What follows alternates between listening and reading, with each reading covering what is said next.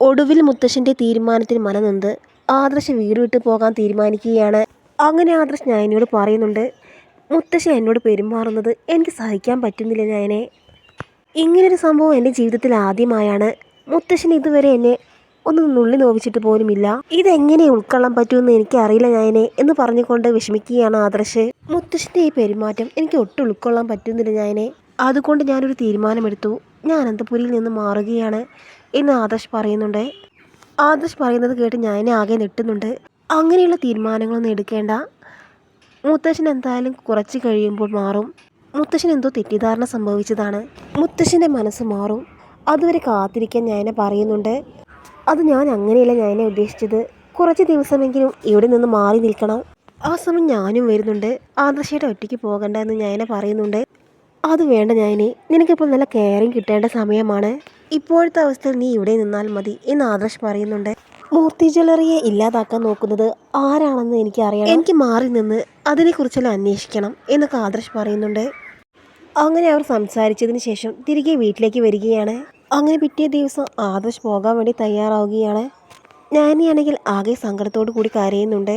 ആദർശ് വീട് വിട്ടു പോവുകയാണെന്നും MD സ്ഥാനം ഒഴിഞ്ഞുവെന്ന് അറിഞ്ഞപ്പോൾ ജലജയ്ക്ക് അബിക്ക് അവന്തികയ്ക്ക് വലിയ സന്തോഷമാവുകയാണ്.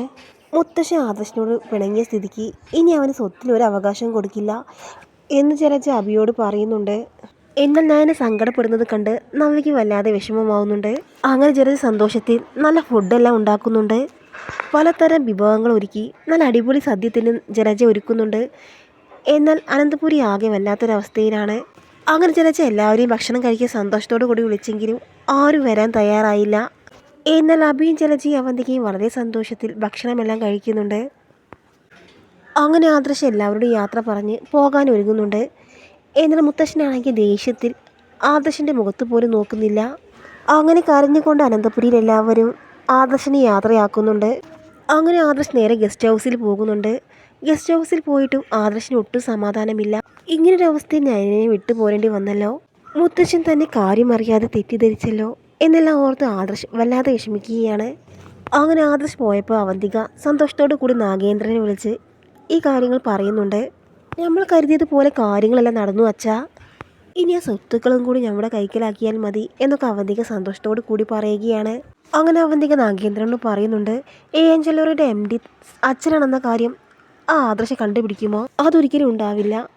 ഞാനാണ് ജ്വല്ലറിയുടെ MD എന്ന് മോൾക്കും ഡേവിഡിനും മാത്രമേ അറിയുകയുള്ളൂ. പിന്നെ അവൻ എങ്ങനെ കണ്ടുപിടിക്കാനാ? ഇനി അവൻ കണ്ടുപിടിക്കാൻ ഒരുങ്ങിയാൽ തന്നെ അത് നടക്കാത്ത ആഗ്രഹമായി മാറും.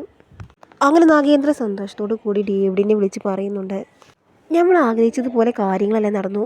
ആ മൂർത്തി അയാളുടെ കൊച്ചുമകനെ വീട്ടിൽ നിന്ന് പുറത്താക്കി. ഇനി നമ്മൾ ആഗ്രഹിച്ചതുപോലെ മൂർത്തി ജ്വല്ലറി തകരണം. എന്നിട്ട് അയാളും അയാളുടെ കുടുംബവും ഒരു ഗതിയുമില്ലാതെ നടുറോട്ടിൽ ഇറങ്ങണം. അതുകൊണ്ട് ഡേവിഡും പറയുന്നുണ്ട്, നമ്മൾ ആഗ്രഹിച്ചതുപോലെ തന്നെ നടക്കും സാർ. ഇപ്പോൾ നമ്മൾ വിചാരിച്ചതുപോലെയല്ലേ കാര്യങ്ങളെല്ലാം നടക്കുന്നത്. ആ മൂർത്തി ജ്വല്ലറി ഉടനെ തന്നെ തകരും. ഞങ്ങൾ ആഗ്രഹിച്ചതുപോലെ തന്നെ ആ ഡീല് നമ്മുടെ കയ്യിൽ കിട്ടിയില്ലേ. അപ്പോൾ തന്നെ മൂർത്തി ജ്വല്ലറി പകുതി തകർന്നു. ഇനി ഒരിക്കലും പഴയ അവസ്ഥയിൽ എത്തില്ല സാർ എന്നൊക്കെ പറയുന്നുണ്ട് ഡേവിഡ്. അങ്ങനെ അനി ബിസിനസ് കാര്യങ്ങളുമായി ചെന്നൈയിലായിരുന്നു. ആദർശ് അനന്തപുരിയിൽ നിന്ന് ഗസ്റ്റ് ഹൗസിലേക്ക് താമസം മാറി എന്നറിഞ്ഞ് ആദർശിനെ കാണാൻ വേണ്ടി ഓടിയെത്തുകയായിരുന്നു അനി. ആദർശിനെ സമാധാനിപ്പിച്ചതിന് ശേഷം അനി പറയുന്നുണ്ട്, ആദർശിനെ തിരിച്ച് വീട്ടിലേക്ക് തന്നെ വരണം. നമ്മുടെ മുത്തശ്ശനെ ആദർശേട്ടനെ അറിയാമല്ലോ. അപ്പോഴത്തെ സങ്കടത്തിന് പുറത്താണ് മുത്തശ്ശൻ ഇങ്ങനെയെല്ലാം പറഞ്ഞത്. അതൊന്നും ആദർശേട്ടൻ മനസ്സിൽ വെച്ചേക്കരുത്. അതെല്ലാം വിട്ട് കളയണം ആദർശേട്ടാ. തറവാട്ടിലേക്ക് തന്നെ തിരിച്ചു എത്തണം. അറിയാമല്ലോ, നയനേട്ടി നല്ല സങ്കടത്തിലാണ്. ഇപ്പോഴത്തെ അവസ്ഥയിൽ നയനേട്ടി ഇങ്ങനെ സങ്കടപ്പെടുത്തുന്നത് നല്ലതല്ല ആദർശേട്ടാ. അതുകൊണ്ട് ആദർശേട്ടൻ വീട്ടിലേക്ക് വരണം എന്ന് പറയുന്നുണ്ട് അനി. അങ്ങനെ അവർ ഓരോ കാര്യങ്ങൾ സംസാരിച്ചു കൊണ്ടിരിക്കുന്ന സമയത്ത് ആദർശ് പറയുന്നുണ്ട്, ഇതിലാരോ ഒരു ചതി ചെയ്തതാണ്. മൂർത്തി ജ്വല്ലറിയെ നശിപ്പിക്കാൻ മനഃപൂർവ്വം ആരോ ശ്രമിക്കുന്നുണ്ട്.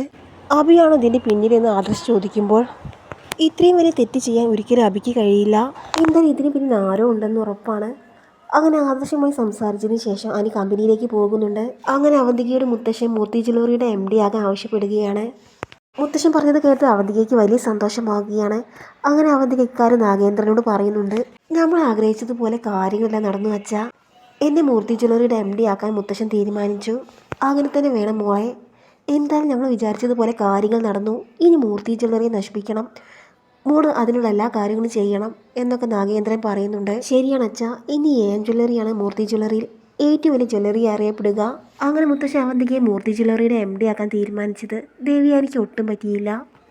അവന്തികയെ വലിയൊരു സംശയം തന്നെ ദേവയാനിക്ക് തോന്നിയിരുന്നു. അങ്ങനെ ദേവയാനി മുത്തശ്ശനോട് പറയുന്നുണ്ട്, മൂർത്തി ജ്വല്ലറിയുടെ MD ആയി അനി വന്നാൽ മതി, അതെൻ്റെ ഒരു അപേക്ഷയാണ് എന്ന് ദേവയാനി പറയുന്ന സമയത്ത് മുത്തശ്ശ സമ്മതിക്കുന്നുണ്ട്. അങ്ങനെ അനി നേരെ വന്ന് ഗസ്റ്റ് ഹൗസിൽ പോയി ആദർശിനോട് ഇക്കാര്യങ്ങളെല്ലാം പറയുന്നുണ്ട്. എന്നാൽ ആദർശിൻ്റെ അഭിപ്രായം അതുതന്നെയാണ്. അനി മൂർത്തി ജ്വല്ലറിയുടെ MD ആകാൻ ഇപ്പോൾ യോഗ്യത നീയാണ്, നിന്നെ ഞാനും സഹായിക്കാം, ഇപ്പോൾ നീ ധൈര്യമായിട്ട് മൂർത്തി ജ്വല്ലറിയുടെ MD ആയി ജോയിൻ ചെയ്യേ. അങ്ങനെ അനി മൂർത്തി ജ്വല്ലറിയുടെ MD ആയി സ്ഥാനമേൽക്കുകയാണ്.